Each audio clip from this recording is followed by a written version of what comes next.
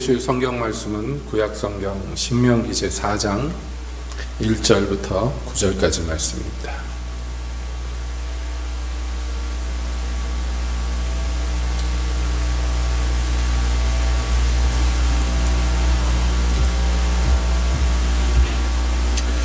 신명기 제4장 1절부터 9절까지 함께 보시겠습니다.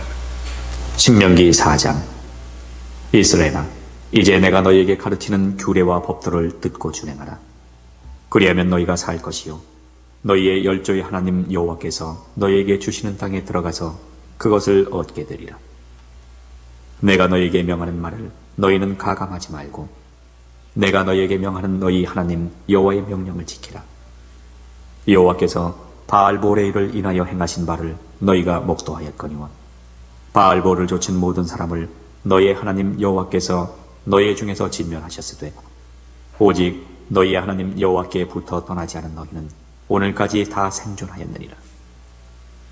내가 나의 하나님 여호와의 명하신 대로 규례와 법도를 너희에게 가르쳤나니 이는 너희로 들어가서 기업으로 얻을 땅에서 그대로 행하게 하려 함인즉 너희는 지켜 행하라. 그리함은 열국 앞에 너희의 지혜요 너희의 지식이라. 그들이 이 모든 규례를 듣고 이르기를 이 큰 나라 사람은 과연 지혜와 지식이 있는 백성이로다 하리라. 우리 하나님 여호와께서 우리가 그에게 기도할 때마다 우리에게 가까이 하심과 같이 그 신에 가까이 함을 얻은 나라가 어디 있느냐. 오늘 내가 너희에게 선포하는 이 율법과 같이 그 규례와 법도가 공의로운 큰 나라가 어디 있느냐. 오직 너는 스스로 삼가며 네 마음을 힘써 지키라. 두렵건대 네가 그 목도한 일을 잊어버릴까 하노라. 두렵건대 네 생존하는 날 동안에 그 일들이 네 마음에서 떠날까 하노라. 너는 그 일들을 네 아들들과 네 손자들에게 알게 하라. 아멘. 하나님, 이 시간 주님의 말씀 듣기를 원합니다. 주여 오셔서 저희에게 말씀하여 주시옵소서. 예수님의 이름으로 기도하옵나이다. 아멘. 네, 한 주간 평안하셨죠? 오늘 우리는 그 신명기의 한 말씀을 읽습니다. 신명기는 여러분이 잘 아시다시피 이스라엘 백성들이 애굽의 종되었던 땅에서 나와서 광야 40년을 행하고 나서 이제 가나안 땅에 들어갈 그런 순간이 왔습니다. 가나안 땅을 눈앞에 두고 모세는 그 가나안 땅에 들어가지 못해요. 하나님께서 너는 가나안 땅에 못 들어가고 이 광야에서 죽을 것이다 그랬어요. 그래서 이제 모세는 그 백성들에게 가나안 땅에 곧 들어가야 되는 백성들을 모아놓고서 마지막으로 이제 그 40년을 회고하면서 하나님의 교훈으로 다시 그들을 교훈합니다. 이 마지막 다시 한번 하는 교훈, 그것이 바로 이 신명기며, 크게 보면 신명기 전체는 그 선지자 모세의 개인적으로 보자면 유언이라고 해도 과언이 아닙니다. 아무튼 간에 그 마지막 당부를 하면서 지나온 날들을 회상하면서 이제 그들에게 당부하는 당부가 오늘 읽은 본문에 보면은 몇 가지 나오는데요. 첫 번째는 이것입니다. 하나님께서 너희에게 주시는 그 땅에 너희가 곧 들어갈 텐데, 그럼 그 땅에서 너희가 거기에서 하나님이 주신 복을 누리고 살 텐데, 거기에서 반드시 잊어서는 안 되는 가장 중요한 것, 그것이 무엇이냐 하면 바로 이 하나님께서 너희에게 주신 규례와 법도를 들으며 준행하라 하는 것입니다. 이것이 이제 이스라엘 백성들에게 있어서는요, 가나안 땅에 들어가서 살 때 여러 가지를 해야 되지만 그 중에서 가장 중요한 것이, 가장 중요한 것. 제가 괜히 강조하는 것이 아니라 이게 중요한 것인데요. 돌이켜보건대 그렇습니다. 우리가 아는 바대로 이스라엘 백성들이 가나안 땅에 들어가서 살 수 있게 된 것, 그 자격을 얻게 된 것은 이유가 무엇입니까? 첫째로는 하나님께서 그 조상 아브라함과 언약하셨기 때문입니다. 그 언약이 이제 성취되는 것인데, 그렇다면 그것이 자동적으로 성취되는 것이냐? 아니죠. 조건들이죠. 첫 번째는 뭐니 해도 아브라함 자손이어야 합니다. 그리고 그 아브라함 자손들 중에서 누가 들어가는 것이냐 하면 하나님의 약속을 믿은 사람들, 하나님의 말씀을 준행한 사람들이 들어가는 것입니다. 왜 그런고 하면, 여러분 그 애굽 땅에 종되었던 이 노예들이 거기서 탈출해가지고 이제 자유인이 되는 그 일련의 과정들이 전부 다 하나님께서 역사하신 거예요. 애굽에 10가지 재앙을 내리셨고 홍해를 건너게 하셨고 그리고 불기둥 구름 기둥으로 그들을 광야에서 보호하십니다. 그러니까 이 모든 은혜와 복이 하나님께로부터 온단 말이에요. 근데 그 하나님의 은혜에 들어가기 위해서는 무엇이 필요하느냐 하면 하나님의 약속하신 그 혈통으로 태어나는 것도 중요하지만 그보다 더 중요한 게 있어요. 이보다 더 중요한 게, 예를 들자면 10번째 재앙이 여러분 무엇이었죠? 애굽에서의 10번째 재앙이요? 장자가 죽는 재앙이었어요. 이 장자들이 모두 죽는데, 가축과 사람의 큰아들들이 다 죽는데, 이 큰아들들이 죽는데 이스라엘 사람들의 큰아들은 안 죽었어요. 맞죠? 예, 아닙니다. 정확하게 얘기하면 이스라엘 백성들의 큰아들도 원래는 죽어야 돼. 그런데 하나님께서 그것을 피할 수 있는 방법을 가르쳐 주셨어요. 그게 무엇이냐면 어린 양을 대신 죽여서 그 피를 그들이 사는 집에 문에 바르게 하셨습니다. 그러면 그 재앙과 심판이 그 집을 넘어가요. 그냥 지나친다는 것입니다. 그래서 그냥 지나갔다 하는 것을 한문으로 써서 유월 해가지고 그날의 절기를 지키게 했는데 그게 유월절이라는 거예요. 즉 뭐냐면 이스라엘 백성으로 타고났다고 해서 다 그 재앙이 면해지는 것이 아니라 하나님의 명령대로 한 사람들이 그 재앙을 피할 수 있었어요. 심지어는 이스라엘 사람들이 아닌 사람들 중에서도 애굽에 살던 여러 그 다른 민족, 뭐 이집트 사람들도 있고 이 제국이니까 여러 민족들이 거기 들어와 사는데 그 사람들 중에서 하나님이 하신 말씀을 가볍게 여기지 않고 그 말을 따라한 모든 집들은 그날 재앙을 면하게 됩니다.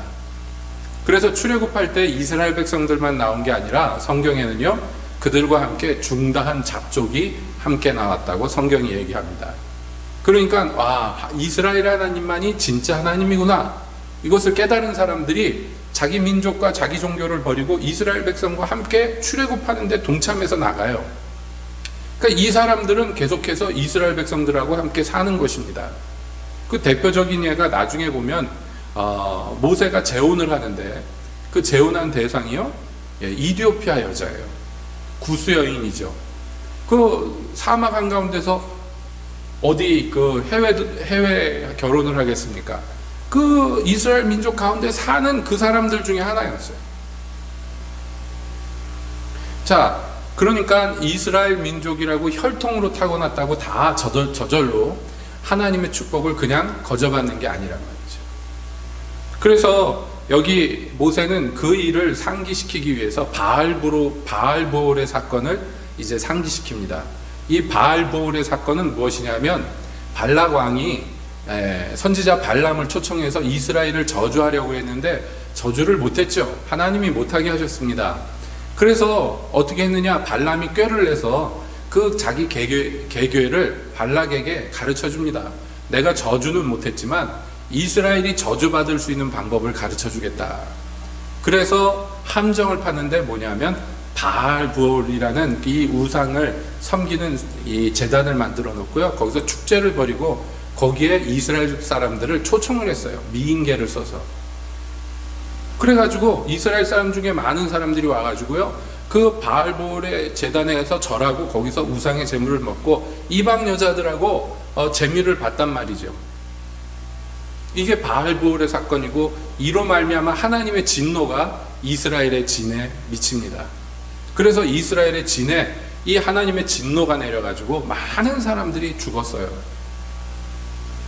그때 하나님의 진노에 선봉에 섰던 비느하스는 하나님께 축복을 받아서 그래가지고 제사장, 영원한 제사장의 가문이 될 수 있도록 하나님이 축복하십니다.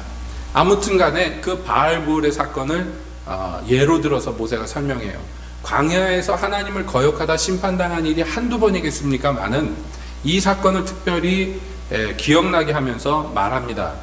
그때 바알부올을 쫓은 모든 사람들이 너희 하나님 여호와께서 너희 중에서 진멸하셨으며 오직 너희 하나님 여호와께 붙어 떠나지 않은 너희는 오늘까지 다 생존하였느니라 라고 얘기합니다.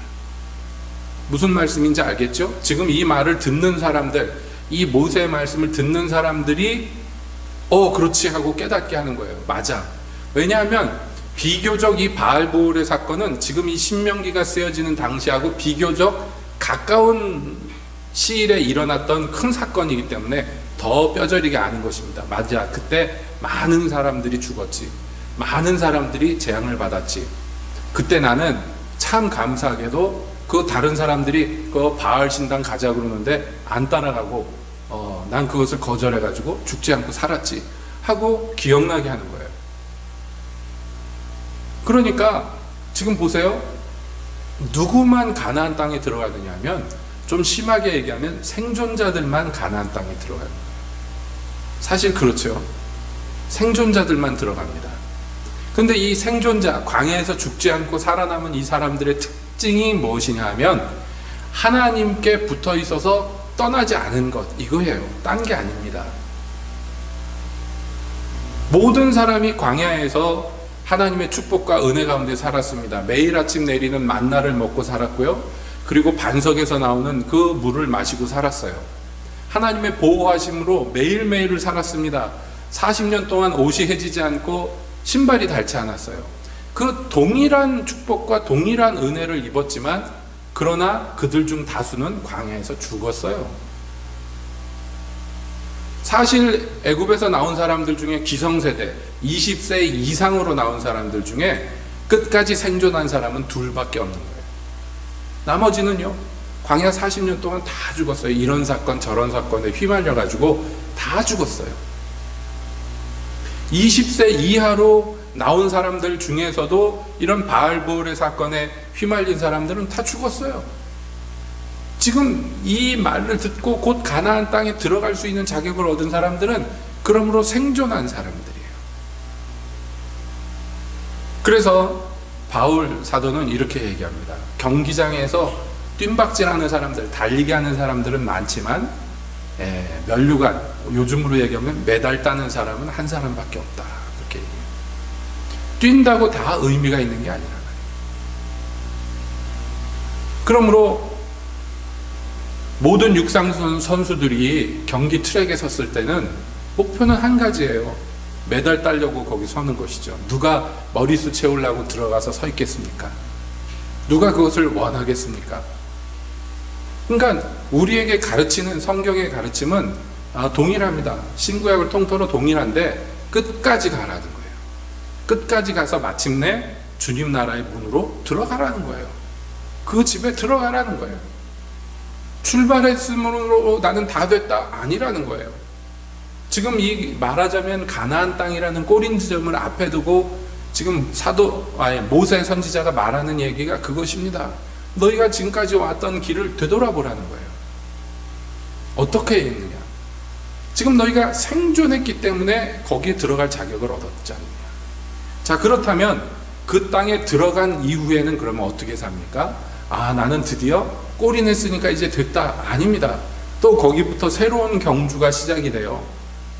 그런데 그 경주에서도 여러분 어떻게 되겠어요? 살아남아야 되겠죠. 표현이 너무 살벌한가요?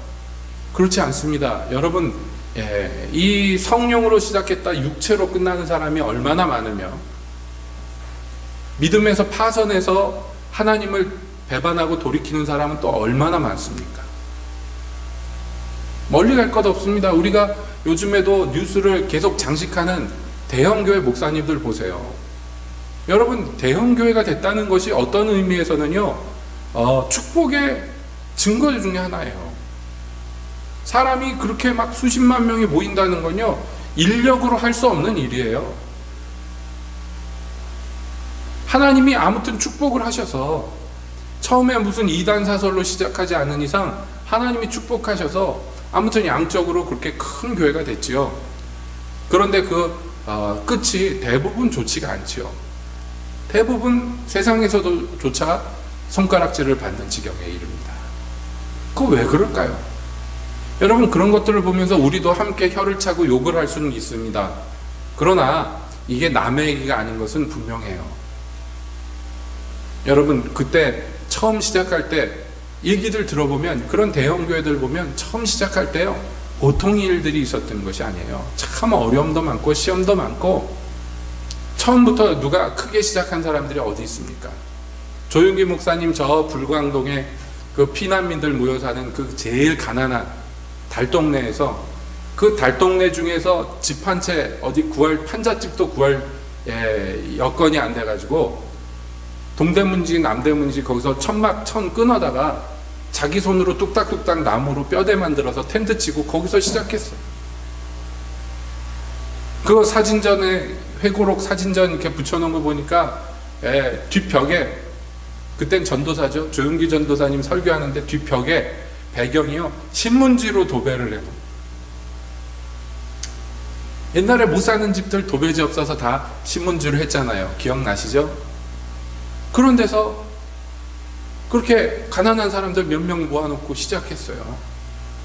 나중에 하나님 축복하셔서 그 텐트에서 이 수용이 안 되니까 그 옆에 서대문으로 가가지고 건물 하나 큰 거 빌려가지고, 빌렸는지 세우는지 얼마 전에 철거됐습니다만은, 거기에서 하다가 거기도 모자란다 그래서 그 당시에 황무지였던 여의도에다가 큰 건물을 세워가지고 거기서 다시 이전해서 지금 여의도 순복음교회가 된 것이죠. 그 절절한 역사는 뭐 말해 무엇합니까? 그런데 말이죠. 그 끝이, 그 인생 말년에 이게 웬 난리입니까? 여러분, 다시 말씀드려요. 누가 하나님이 약속하신 것을 실제로 손으로 얻게 되느냐 하면 생존자들이요, 살아있는 자들이요. 여러분, 정신줄 놓으면 안 돼요. 마음을 놓으면 안 돼요. 우리 신앙생활이라는 게 항상 우리에게 요구되는 건 뭐냐면 깨어라, 근신해라, 이런 거예요. 좀 더 자자, 좀 더 눕자 하면은 죽는 거예요. 왜냐하면 우리 대적 마귀는 좀 더 자자, 좀 더 눕자를 안 한단 말이에요. 지금도 배고픈 사자처럼 두루 다니면서 어느 놈을 잡아먹을까 그러고 돌아다니는 판이에요. 여러분, 거기에서 발 뻗고 누워가지고 자면 그 살겠습니까, 죽겠습니까? 그러니까 우리가 이런 말씀만 드려서 죄송합니다만은 사실은 사실이니까 정신을 똑바로 차려야 돼요. 그래서 모세가 얘기하는 거예요. 너희 들어간 거기에서도 정신 똑바로 차려라. 근데 정신을 똑바로 차리려고 어떻게 해요? 어떻게 하는 게 그러면 정신 차리고 사는 겁니까? 그 구체적인 방안이 이것이에요. 이제 너희에게 하나님이 주신, 나를 통해서 주신 이 규례와 법도를 거기 들어가서도 잊어서는 안 된다. 거기서 들어가서도 굳게 지켜라 하는 거예요. 그렇게 주님께서 주시는 땅, 그 기업으로 얻을 땅, 거기에서 들어가면 거기서 사는 방식이 있어요. 그게 뭐냐면 이스라엘만의 방식, 하나님의 법대로 사는 것이에요. 그렇게 살 때 열국 앞에서 너희는 칭송을 받을 것이다. 모든 나라들이 너희를 보면서 야, 여긴 참 대단한 나라다. 이 무슨 지혜와 지식이냐. 그러면서 너희를 보면서 부러워하고 추앙하게 될 것이다. 여러분, 이게 이스라엘을 건국하시는, 세우시는 목적이에요.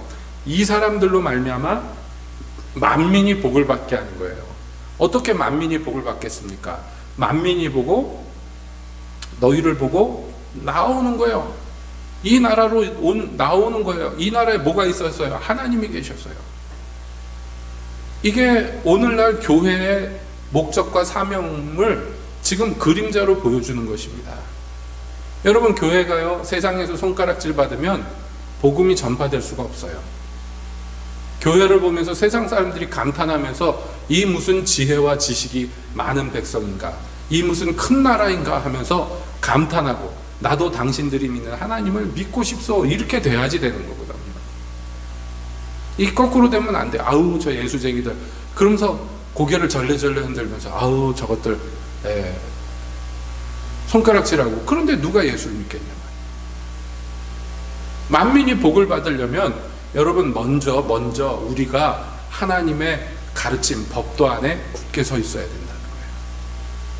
그러면서 모세가 이 백성들에게 말합니다. 우리 하나님 여호와께서 우리가 그에게 기도할 때마다 우리에게 가까이 하심과 같이 그 신의 가까이함을 받은 나라가 어디 있느냐? 너희밖에 없지 않느냐? 여러분, 하나님이 우리와 가까이 하시는 것이요, 우리에게 빛입니다. 근데 하나님이 누군가와 가까이 하기 위해서, 예? 어때야지 가까이 합니까? 무엇으로 가까이 합니까? 하나님이요. 여러분, 예수님이 이 땅에 계실 때 많은 사람들이 예수님을 추종했고요, 많은 사람들이 예수님을 모시려고 그랬어요. 그런데 예수님은요, 그 어떤 누구에게도 자기 몸을 의탁하지 않았다, 성경은 얘기합니다. 왜냐하면 그들의 마음을 아셨기 때문이다. 그들의 마음의 중심을 보셨기 때문이다. 그런데 예수님이 유일하게 찾아가시는 집, 자기 몸을 의탁하는 집이 바로 마리아와 마르다의 집이에요. 나사로의 집입니다. 문둥병자 시몬의 집인데 그 이름부터 살벌하잖아요. 문둥병 걸린 사람, 환자가 있는 집인데 그 집에 누가 가고 싶겠어요? 근데 예수님은 그 집에, 예루살렘에 갈 때마다 항상 그 집을 찾아가셨어요. 이유는 한 가지밖에 없었어요. 그 남매들이 예수님을 사랑했기 때문이다. 여러분, 하나님은 우리 모든 인류를 사랑하셔요. 오늘 새벽에도 그런 말씀을 드렸지만, 우리 인간들이 볼 때 악인이다, 저건 진짜 나쁜 놈이다 하는 사람들조차도 하나님은 불쌍히 여기십니다. 김일성도 김정은도 불쌍히 여기시는 분이 하나님이에요.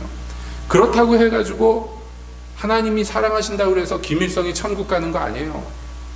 김정일이 그렇다고 구원받는 거 아닙니다. 하나님이 사랑하시지만 그들도 하나님께 나와야 되고, 그들도 하나님 앞에 말하자면 굴복되고 사랑해야 돼요. 그래야지 하나님과의 사랑이 온전히 역사를 이룬단 말이에요. 하나님이 자기 백성들을 사랑하고 그 백성들을 축복하기를 원하고, 그래서 기도할 때마다 가까이 오시지만 그것은 이 백성들이 지금 현재 기본적으로 그 하나님의 법 안에 있어야지 가능한 일이에요. 이스라엘 백성들이 규례와 법도를 어기면서 하나님께 부르짖으면 하나님이 들으시냐요? 안 들으셔요. 들을 수 없다고 얘기합니다. 너희와 나 사이에 무엇이 가로막고 있는데 그것이 바로 너희의 죄가 그것을 가로막고 있다는 거예요. 하나님이 귀가 어두워서 못 듣는 게 아니에요. 눈이 어두워서 못 보는 게 아니에요. 손이 짧아서 구원 못하는 게 아니에요. 하나님이 해주고 싶어도 해줄 수가 없어요. 이 백성들이 하나님의 법도로 돌아오지 않으면 하나님이 아무것도 해주실 수가 없는 그런 처지가 되는 거예요. 그러니까 너희가 이 하나님과 가까이 함을 받은 축복의 그 축복을 계속 누리면서 그 젖과 꿀이 흐르는 땅의 은혜를 누리고자 한다면 너희는 그 땅에서도 하나님의 규례와 법도를 떠나서는 안 된다. 하나님께 계속 붙어 있어야 된다. 생존해야 된다 하는 거예요. 그것이 이들에게 말하는 거예요. 오늘 내가 너희에게 선포하는 이 율법과 같이 그 규례와 법도가 공의로운 큰 나라가 어디 있느냐라고 지금 모세가 얘기하죠. 여러분, 뭐 세상에서도 그래요. 근대 국가라고 지금 우리가 생각하는 이 국가의 개념으로만 따져도 근대 국가라고 지칭할 수 있으려면 뭐가 있어야 되느냐면, 근대 국가의 그 특징이, 제일 중요한 특징이 법치주의입니다. 세상 나라에서도 그래요. 그러면 다른 나라들은요, 법대로 안 하는 나라가 대부분이잖아요. 모든 나라가 법이 있지만 법대로 합니까, 여러분? 예를 들어 왕이 하고 싶은 대로 하지 않아요? 저것들 때려잡아라 그럼 때려잡는 것이고, 상 줘라 그럼 상 주는 거잖아요. 권력자가 하고 싶은 대로 마음대로 할 수 있다면 그건 근대 국가가 아니라는 거예요. 그래서 유럽에서는요, 영국 같은 나라에서는 귀족들이 들고 일어나서 왕을 협박해가지고 사인하게 만들어요. 권리장전. 그게 뭐 딴 얘기 아닙니다. 왕이 지 하고 싶은 대로 하지 말고 법대로 하라는 거예요. 법대로 하라는 거. 그러면서 비로소 그 나라가 근대 국가라고 지칭될 수 있는 거예요. 그렇다고 해서 뭐 완벽하게 법으로 하는 건 아니지만 최소한 신경 쓰는 신용은 하잖아요. 여담입니다만 그런 의미로 볼 때 우리나라 조선시대에는요, 굉장히 탁월하고 우수한 나라였어요. 이건 뭐 다른 나라에서도 인정하는데, 영종조 시대 때 우리나라가 전 세계 최고였습니다. 모든 부분에 있어서요. 생산력에서도 그렇고 뭐 행정력이나 모든 거에서 그렇게 우수했어요. 그 이유가 뭐냐면 죽어라고 법을 따졌기 때문이죠. 그게 이유 중에 하나예요.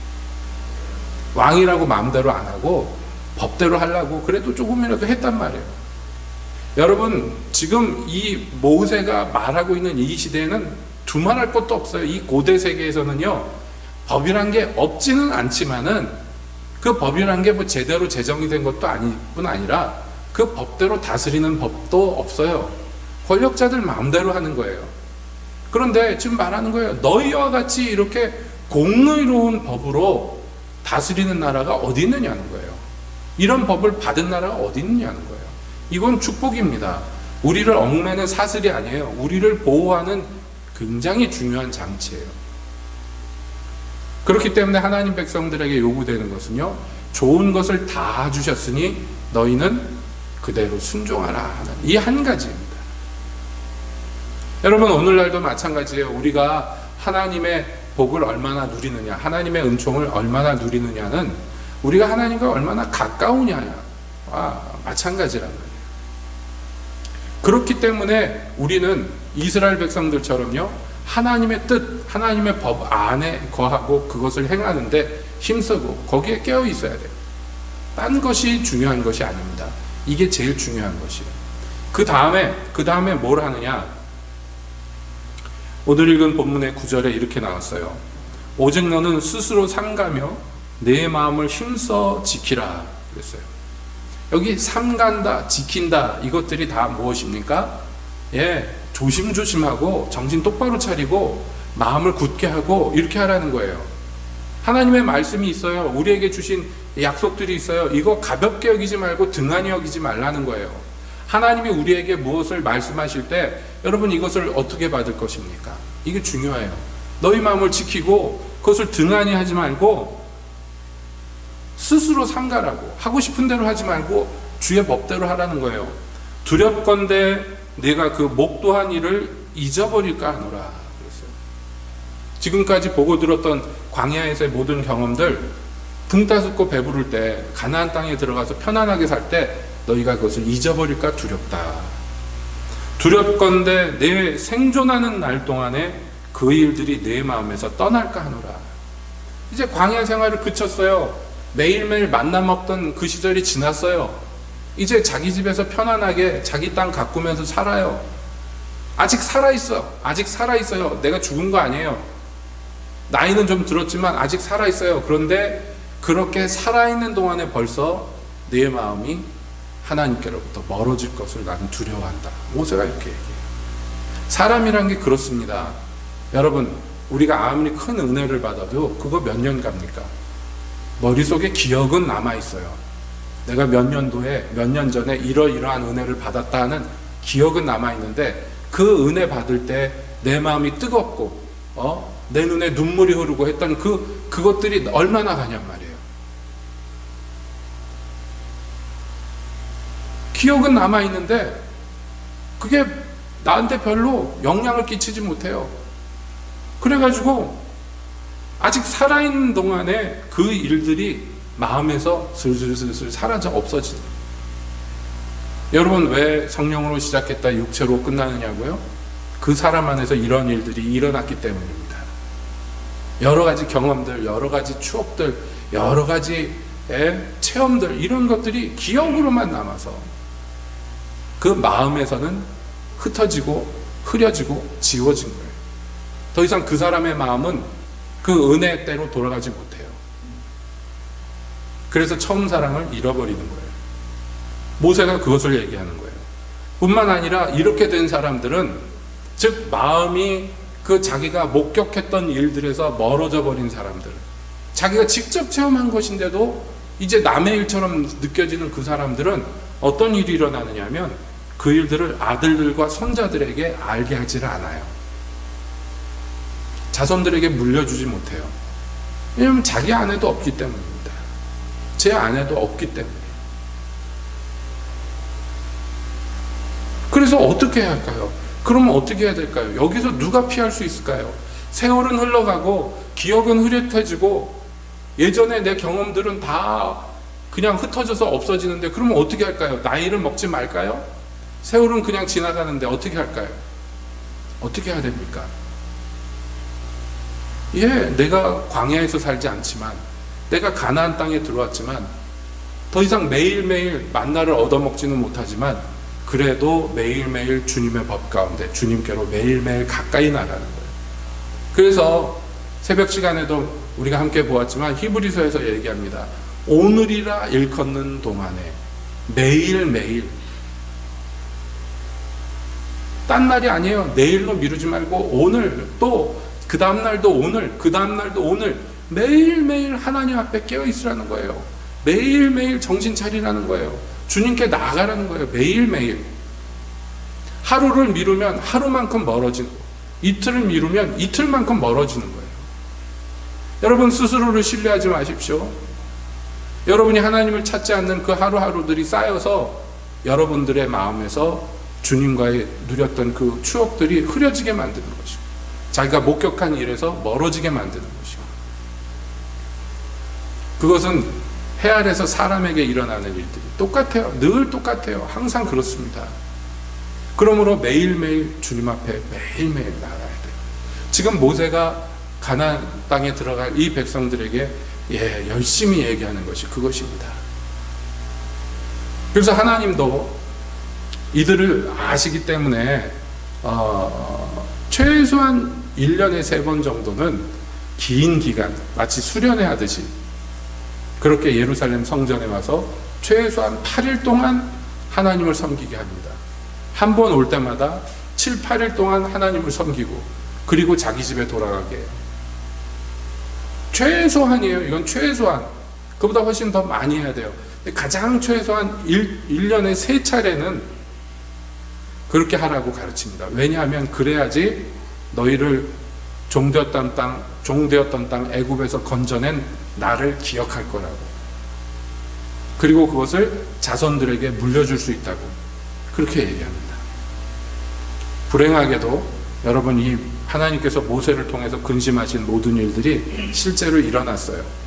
그래서 여호수아와 그리고 그 광야의 일들을 직접 경험했던 세대가 다 죽고 나니까 급속도로 부패해서 이스라엘이 급속도로 부패해서 하나님으로부터 멀어져 버리고, 참 불행하지만 어떻게 보면 이게 인간의 속성이에요. 그러니까 여러분도 인간이니까 자기를 믿지 마세요.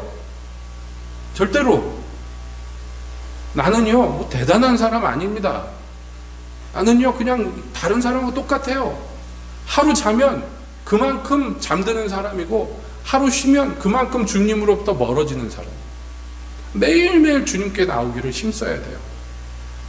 그래야지 간신히 내 생명 하나 보존하고. 그러나 거기에서 만족하지 말고 더 나아가 여러분의 자손들에게 이 복을 물려주고, 그리고 천하 만민들에게 하나님 섬기는 자들의 복된 모습을 보여주는 데까지 우리가 나가야 됩니다. 그래서 이 신명기 4장에서 뭐 여러 가지 당부를 합니다만은 오늘 이 시간에 우리가 다 볼 수는 없고요. 이들에게 이렇게 막 하는 얘기를 들으면 피곤하다. 야, 이거 참 하나님 백성으로 이렇게 살아야 되나? 남들처럼 막 시원하게 못 살고 이렇게 꼭 이렇게 살아야 되나? 이런 마음이 들지 몰라요. 여러분 어떻습니까?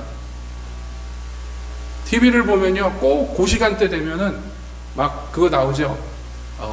막 시원하게 막 연예인들 나와가지고 맥주 벌컥 마시면서 하는 거 나오죠.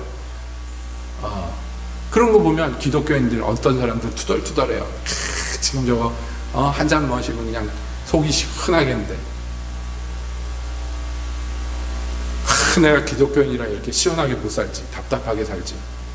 그런지 몰라요. 그러나 기독교인의 삶이 답답한 거 아닙니다. 여기 신명기 4장 32절부터 보면 하나님께서 모세를 통해서 경계하고 이러면 안 된다. 그러면 너희가 심판을 받을 것이다. 그러면 너희가 이 땅에서 쫓겨나갈 것이다. 막 그런 경고를 한 다음에 이렇게 말씀합니다. 네가 있기 전 하나님이 사람을 세상에 창조하신 날부터 지금까지 지나간 날을 상고하여 보라. 하늘 이 끝에서 저 끝까지 이런 큰 일이 있었느냐? 이런 일을 들은 적이 있었느냐? 어떤 국민이 불 가운데서 말씀하시는 하나님의 음성을 너처럼 듣고 생존하였느냐? 어떤 신이 와서 시험과 이적과 기사와 전쟁과 강한 손과 편팔과 크게 두려운 일로 한 민족을 다른 민족에게서 인도하여 낸 일이 있었느냐? 이는 다 너희 하나님 여호와께서 애굽에서 너희를 위하여 너희의 목전에서 행하신 일이라. 이것을 내게 나타내심은 여호와는 하나님이시요 그 외에는 다른 신이 없음을 내게 알게 하려 하심이니라. 여호와께서 너를 교훈하시려고 하늘로부터 그 음성을 너로 듣게 하시며 땅에서는 그 큰 불을 내게 보이시고 너로 불 가운데서 나오는 그 말씀을 듣게 하셨느니라. 여호와께서 내 열조를 사랑하신 고로 그 후손 너를 택하시고 큰 권능으로 친히 인도하여 애굽에서 나오게 하시며 너보다 강대한 열국을 내 앞에서 쫓아내고 너로 그들의 땅으로 인도하여 들여서 그것을 네게 기업으로 주려 하심이 오늘날과 같으니라. 그런즉 너는 오늘날 상천하지 오직 여호와는 하나님이시오 다른 신이 없는 줄을 알아 명심하고 오늘 내가 네게 명하는 여호와의 규례와 명령을 지키라. 너와 내 후손이 복을 받아 내 하나님 여호와께서 네게 주시는 땅에서 한없이 오래 살리라. 이게 이 모든 말씀을 축약해서 네가 직접 경험하지 않았느냐? 너희가 직접 경험하지 않느냐고. 여러분, 이들이 많은 기적과 많은 일들을 경험했지만 그 경험들 중에서 가장 큰 경험이 뭐냐면 시내산에 임재하신 하나님의 음성이 직접 불 가운데서 이들의 귀에 들린 것이에요. 그 소리를 듣고도 살아난 민족이 누가 있느냐? 어떤 신이 있어서 너희와 같은 축복을 얻게 했느냐?